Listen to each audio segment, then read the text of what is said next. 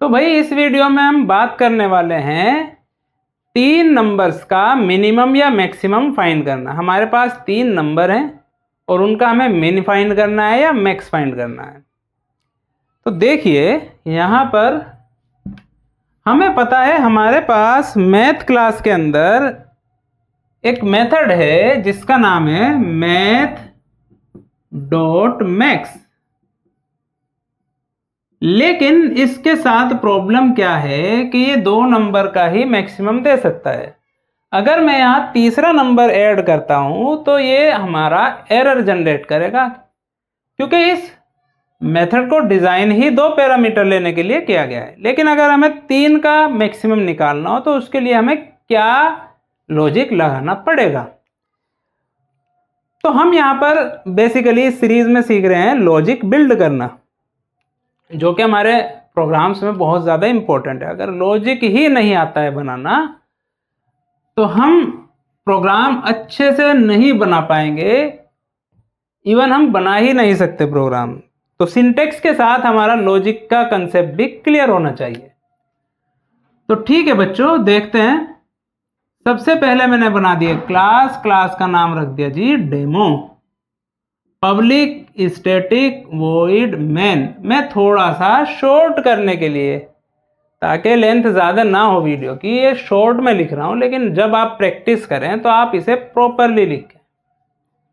चलिए भाई, तो भाई मेरे पास 3 वेरिएबल हैं। x कोई वैल्यू है, y कोई वैल्यू है, z कोई वैल्यू है। कोई भी वैल्यू हो सकती है, उससे हमारे कंसेप्ट पर कोई फर्क नहीं पड़ने वाला है। अब यहां देखिए भाई, मैं क्या करता हूं, इंट टेम्प लिया मैंने लिखा जी math dot max x comma y। देखिए हो क्या रहा है यहां पर, पहले मैंने x और y में दोनों में कौन सी वैल्यू ज्यादा बड़ी है उनको निकाल के मैंने एक वेरिएबल जिसका नाम है टेम्प उसके अंदर स्टोर कर लिया।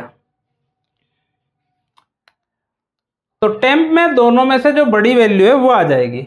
अब मैं क्या कर सकता हूं, अब मैं एक वेरिएबल लूंगा इंट मैक्स, या m ले लिया मैंने, मैथ डॉट मैक्स। यहां मैंने लिखा जी टेम्प कोमा z। अब होगा क्या, देखो टेम्प में x और y में जो भी बड़ी वैल्यू है वो हमारी आ चुकी है। अब जो बड़ी वैल्यू है इन दोनों में उसकी कंपैरिजन z से हो रही है। तो जब z से कंपैरिजन होगी इट मींस इन दोनों में जो बड़ा है वो निकल के आ जाएगा। तो फाइनली सिचुएशन ये बनी कि यहां हमें कैलकुलेट होके मिलेगा तीनों वैल्यू में जो बड़ी वैल्यू है वो ही हमें कैलकुलेट होके मिल जाएगी। तो सेम कंसेप्ट हम मिन के लिए भी यूज कर सकते हैं। अच्छा, अब इसमें हम एक छोटी सी ट्रिक लगा के इसे थोड़ा सा छोटा जरूर कर सकते हैं। हम देखिए, अगर मैं इस लाइन को ना लिखूं, ये हमारा हो गया है, लेकिन मैं एक और आपको तरीका बता रहा हूं। अगर मैं उसको ना लिख के यहां पर क्या करूं, मैं यहां लिखता हूं जी मैथ डॉट मैक्स ए नहीं है variable, x comma y comma z। तो अब भी हमारे पास m के अंदर मैक्सिमम वैल्यू आएगी। इसको भाई प्रिंट कर देते हैं, system dot out dot println max value plus m। अगर आपके प्रीवियस कंसेप्ट समझ में आ गया है तो इसमें कोई बहुत ज़्यादा बड़ी बात नहीं है। देखिए, जो हमारा मैथ डॉट मैक्स मेथड है ये एक वैल्यू जनरेट करेगा। यहाँ पर वो वैल्यू क्या होगी, x और y में जो भी बड़ी वैल्यू है वही वैल्यू हो जाएगी। तो x और y में क्या वैल्यू है भाई, जो भी दोनों में मैक्स है वो वैल्यू यहाँ पर आ जाएगी। अकॉर्डिंग टू एग्जाम्पल y की वैल्यू ज़्यादा है तो इट मीन्स यहाँ पर y की जो वैल्यू है वो आ जाएगी। अब ये वाला मैक्स मेथड जो है वो सॉल्व होगा। अब इस मैक्स मेथड में क्या होगा, y कोमा z, यानी कि y और z, देखो y ऑलरेडी x से बड़ा है तभी आया है, y और z में कंपैरिजन हो जाएगा और जो दोनों में बड़ा होगा वो वैल्यू आ जाएगी। तो फाइनली अगर मैं इन वैल्यूज का यूज करके आंसर निकालता हूं तो देखते हैं क्या निकलता है, आंसर सही आता है या नहीं।